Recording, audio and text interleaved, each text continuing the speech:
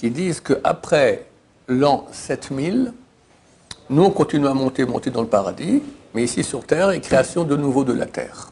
Donc un beau jour, Dieu lui ferme l'enfer, terminé. Elle s'unit avec l'âme qui vient du ciel et habite ici sur terre.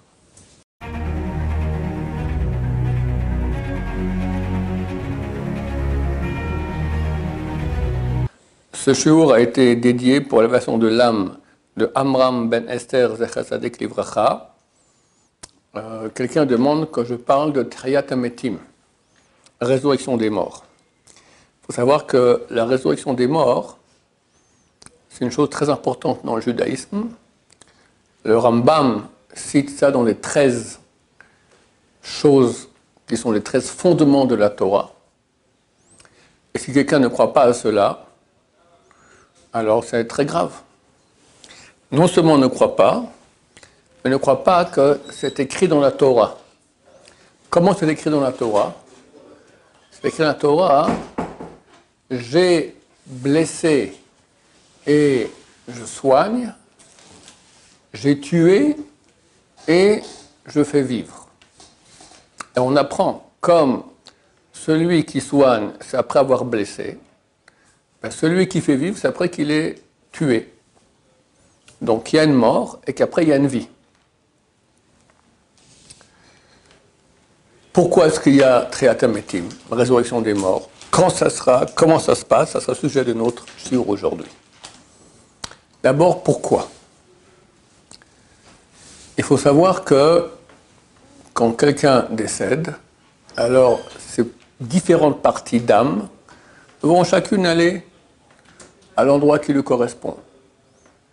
Ça peut être différents paradis, ça peut être de l'enfer, ça peut être Kafakela, elle est poursuivie par les forces, les péchés qu'elle a fait, puis de revenir en Gilgoul. On a déjà dit que ce n'est pas une âme, on a plusieurs âmes et plusieurs parties d'âme. On a 5 âmes et même plusieurs parties dans chacune de ces 5 âmes. Il y a une partie qui reste collée aux os du mort dans la tombe. On appelle cela Hevla de Garma, la chaleur des os. L'eau, il est froid, il a un peu de chaleur, ça veut dire qu'il y a une petite vie dans les os. C'est ça, c'est en fait la partie la plus basse de notre âme. On a beaucoup de parties, le plus bas, il ne va pas quitter le corps, il ne va pas quitter les os, il reste dans la tombe. Maintenant, cette partie d'âme, la pauvre, elle mérite aussi d'aller au paradis. Qu'est-ce qu'elle fait dans la tombe, là-bas, avec les vers et le froid, qu'est-ce que j'en sais, d'accord? Elle veut aussi kiffer un peu. Pourquoi elle veut kiffer? Parce qu'elle aime Hachem. Et elle a bossé dans ce monde. Notre partie d'âme, même la plus basse, rien que se lever le matin déjà, c'est un effort. Qui tu bouges quand tu te lèves le matin? Cette partie d'âme. D'accord? Tu vas dans la rue, tu n'as pas le droit de regarder une fille. Qui te donne l'envie de regarder la fille? Cette partie d'âme, la partie la plus basse. Elle aussi, elle a fait des efforts, donc elle a droit à mérite. Qu'est-ce qui fait Hachem? Les parties d'âme hautes vont aller au paradis et elles vont se renforcer énormément. Elles vont avoir une force de sainteté énorme. Et lorsque le moment est arrivé, on va en parler dans quelques minutes, c'est quand ce moment, Dieu décide de ramener les âmes dans les corps, ça veut dire dans les os qu'il y a dans la tombe, et l'âme vient avec une puissance tellement grande de sainteté qu'elle fait une piqûre de sainteté au Hevla de Garma, à l'âme qui est sur les os, et hop, elle a suffisamment de force pour sortir et se séparer des os.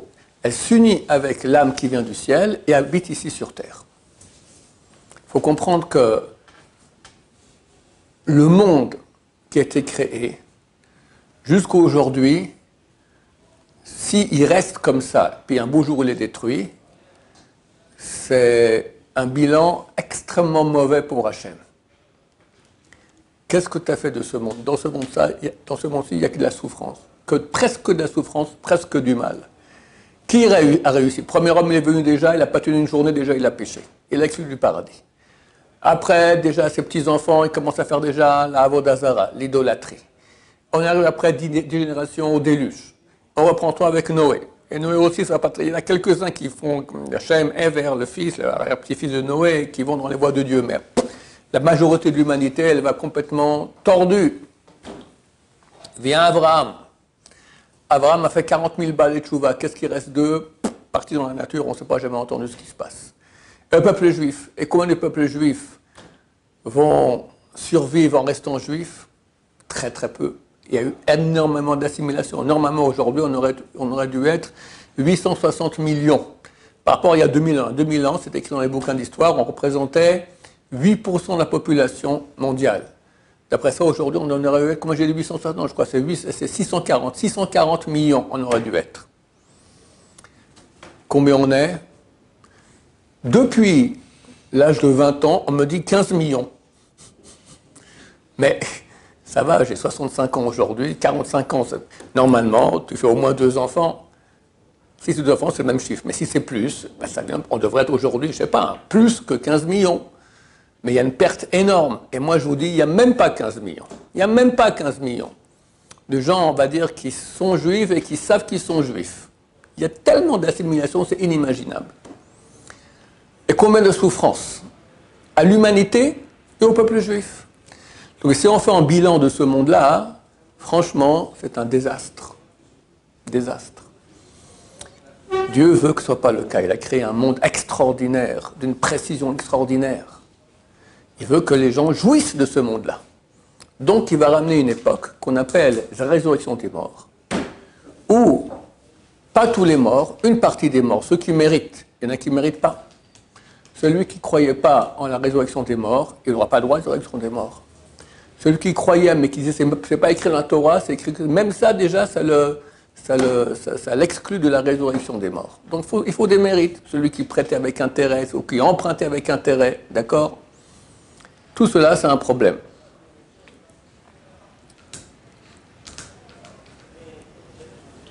Va venir ce moment où il y aura deux populations. Une population de ceux qui sont morts, qui reviennent. On me pose la question souvent, est-ce qu'ils reviennent dans un corps physique ou pas? La réponse, ils viennent dans un corps de lumière. Le corps de lumière, c'est le corps du premier homme à l'origine, lorsqu'il a été créé, au paradis. Il y avait un corps de lumière, un corps, mais de lumière. Dans ce corps, il y avait une âme, mais le corps est de lumière. Lorsqu'il a péché, c'est marqué que Dieu lui a cousu des habits de peau. Alors, il y en a qui écrivent que c'était du lapin, il y en a, c'est chaud, c'est agréable, la fourrure de lapin, mais la vérité, le vrai sens, il nous a créé des habits de peau, c'est notre corps, qu'on appelle kutnot or, des habits de peau. Or, c'est peau. Et Dieu va changer la lettre Ain du mot or, peau, en or avec Aleph, c'est fait lumière. On aura kutnot or. Il y a or et or, c'est deux choses. On aura des habits de lumière.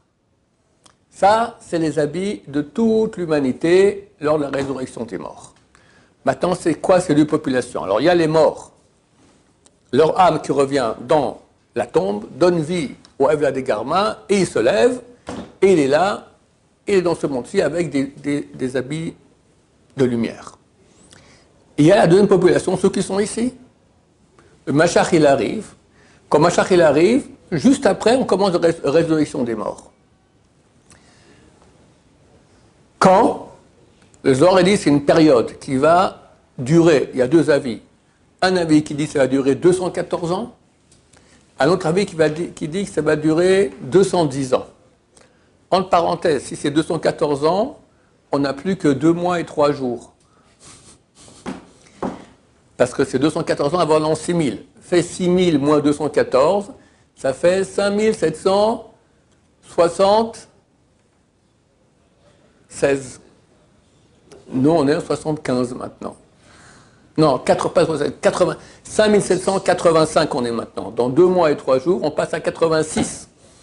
D'ailleurs, on ne sera plus qu'à 214 ans de l'an 6000. Donc ça doit être pour très bientôt. Tam, tadam, tadam.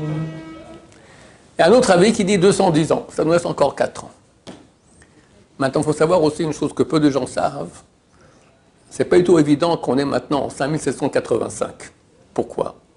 Parce qu'il y a deux comptes. Il y en a qui commencent le compte des années de l'histoire le vendredi, lorsqu'a été créé le premier homme, c'était Rosh Hashanah. Le Rosh Hashanah, ça tombe la création du premier homme, le vendredi de la création. Là commence la première année, et au bout d'un an, c'est l'année 1. Mais nous, on ne compte pas comme ça. Nous, on compte que les 5 jours qu'il y a eu auparavant, avant le vendredi, Dieu a créé le monde quand dimanche. Dimanche, lundi, mardi, mercredi, jeudi, 5 jours, c'est aussi une année. Une fin d'année, mais aussi, ça rentre dans le temps de ce monde-ci. Alors, il compte l'année 1 déjà les 5 premiers jours. Et lorsque le premier homme va naître, c'est la fin de l'année, on rentre dans l'an 2. On ne sait pas qui a raison. Mais d'après nous, aujourd'hui, on fonctionne d'après celui qui dit que les 5 premiers jours, on compte comme une année. Mais si ce n'est pas comme ça que ça doit être, ça nous laisse encore un an de sursis. Notre Hachem, Mashiach reviendra très rapidement, on espère dans les 214, sinon c'est 210. Et qu'est-ce qui se passe pendant ces 210 ou 214 ans? Mashiach vient et commence à purifier toute l'humanité. Purifie, purifie, purifie, purifie, purifie. Au bout d'un moment, on sera tellement purifié, chacun a son moment. Il y en a qui disent que ce sera tous en même temps, mais la majorité des commentateurs disent non. Durant ces 214 ans, chacun, au moment où il est prêt, s'est purifié. Il reçoit une lettre, j'imagine, de la Rabbanout ou du Mashiach.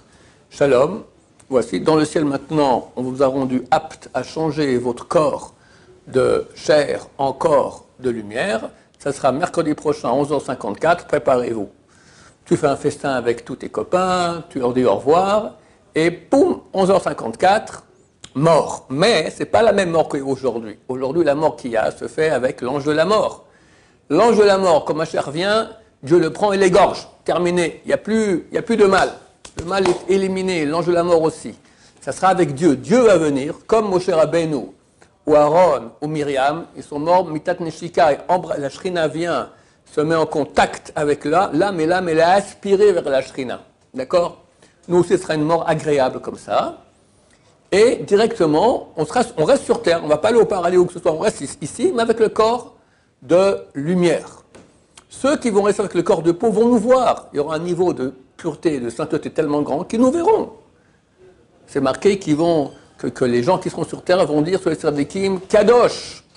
On verra chacun, Kadosh, hein, Moshe, Kadosh, Yoshua, Kadosh, d'accord? On les verra. Et on continuera, nous, à se purifier. Le jour vient, hop, aussi, on change. Au bout d'un moment, ça prend 214 ans, le dernier des hommes. Dans 214 ans, c'est fini. Il change son habit de peau en habit de lumière. Et pendant cette période, il y a ici sur Terre un bonheur parfait. Il n'y a plus le mal. Il n'y a plus le mal. Et on va se purifier. La construction du temple, on amènera des sacrifices. Au début, on va amener tous les sacrifices qu'on doit amener. Au bout d'un moment, c'est écrit, à l'époque messianique, on n'amène que le Korban Toda, sacrifice de remerciement. Beaucoup de sacrifices viennent pour expier les péchés. Ok, Mashiach vient, tu fais tchouva, tu te purifies, tu amènes les sacrifices pour expier tes péchés que tu as fait en tant que crétin ici sur terre. Au bout d'un moment, c'est bon, tu as expié tout. Alors pourquoi le temple? Il y a une chose qu'on fera toute l'existence. Dans ce monde-ci, dans le monde à venir, c'est remercier Hachem. Remercier Hachem pour tous les bienfaits qu'il nous fait.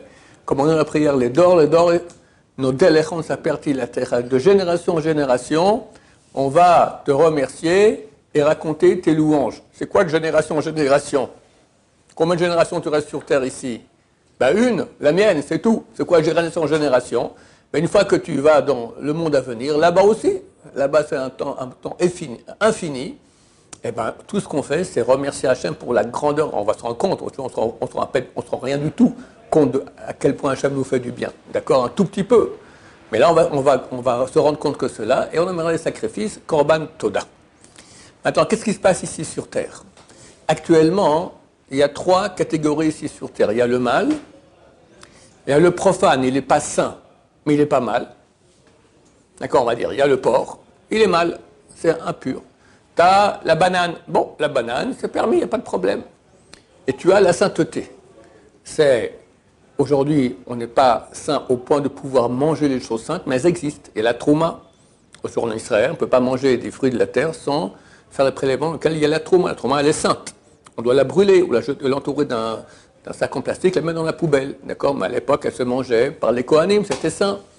Il y a le Maaser Sheni, qu'on mangeait à Jérusalem, il y a Maaser Rishon, que les Lévis mangeaient, il y a Troumat Maaser, que les Lévis donnaient au Kohen, il y a beaucoup de choses saintes. Plus la chair des sacrifices. Les Kohanim vont manger les sacrifices au temple. Donc il y a aussi une nourriture qui est sainte. Quand vers Mashiach, j'ai expliqué, Dieu prend les Serara et les gorge, il n'y a plus de mal. Fini la tristesse, fini la banque qui t'appelle parce que tu as trop de dettes, fini les maladies, fini tout, fini le shlombaïl qui ne va pas, il y a la paix partout, l'amour, tout va très bien, fantastique, il n'y a plus de mal. Il y aura deux catégories. La catégorie du profane, comme je dis, les bananes, d'accord, il n'y aura plus de mal, et celle de la sainteté. Et lentement, le Mashiach va faire en sorte qu'on va tellement se purifier que même la partie profane va disparaître et tout deviendra saint.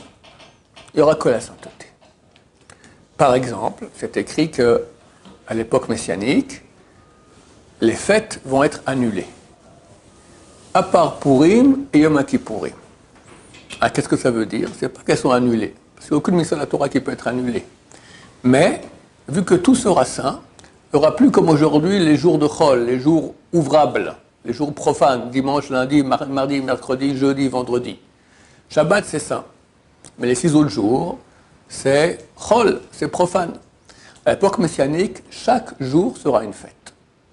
Tous les dimanches, c'est Pessah. J'espère qu'on n'aura pas le nettoyage de Pessah à faire tous les mois, c'est Shabbat, d'accord? C'est le Chesed.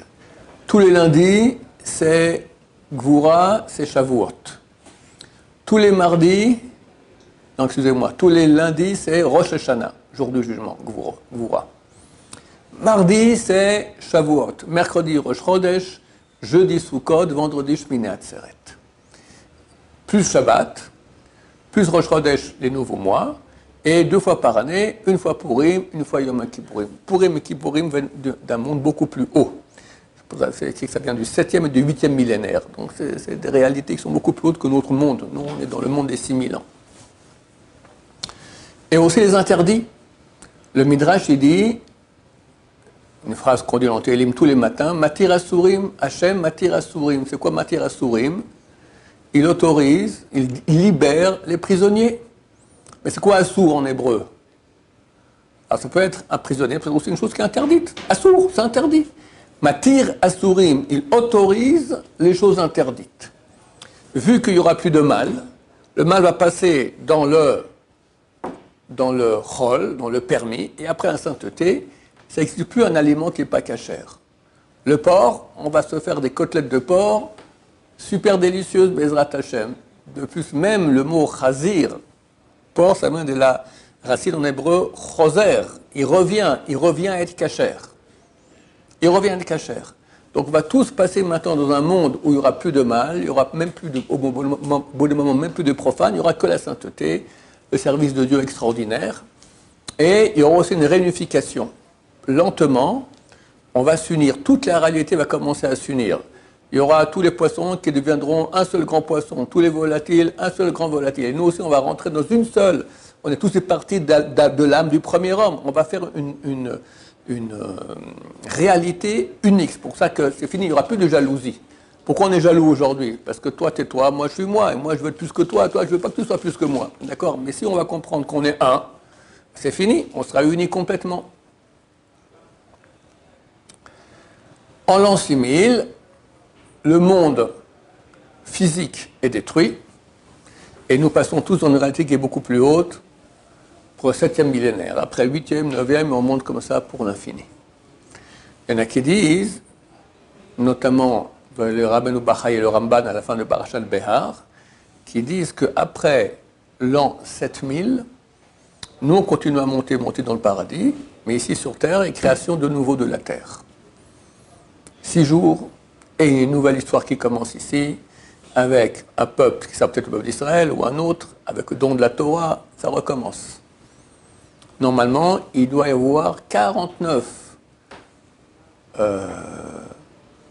cycles de 6000 ans plus 7e millénaire.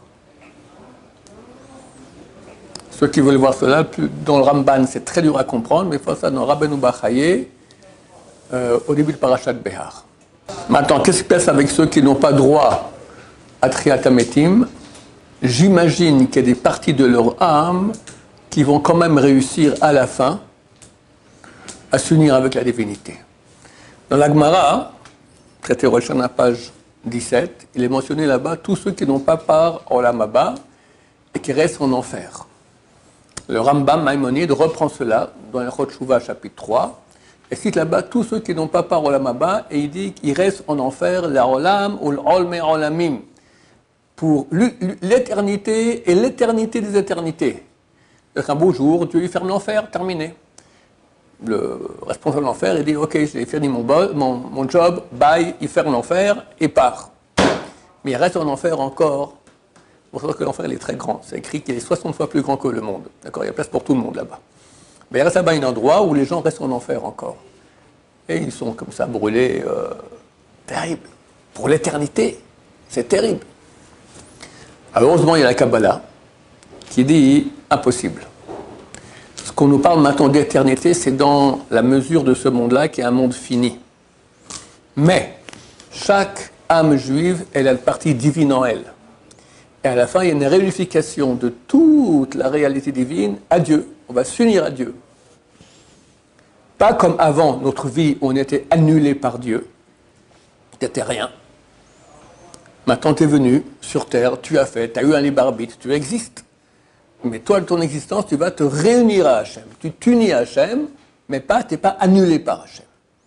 Et là, il est impossible qu'il manquera ne serait-ce qu'un millimètre, une miette d'âme juive. Tout le monde est réuni à Hachem. Mais ça, c'est à la fin. Quand ça sera, je l'ignore.